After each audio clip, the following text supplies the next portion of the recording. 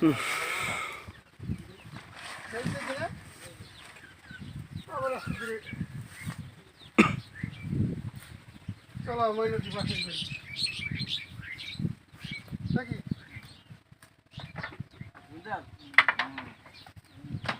ঘোড়া নিয়ে তোর ফরিদপুরে যাওয়া যায় না?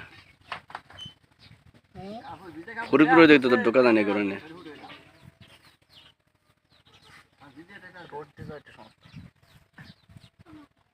চর এলাকার জন্য পারফেক্ট আছে। আজান দিলে মনে টের পাওয়া যায়, একটু হালকা হালকা আসে।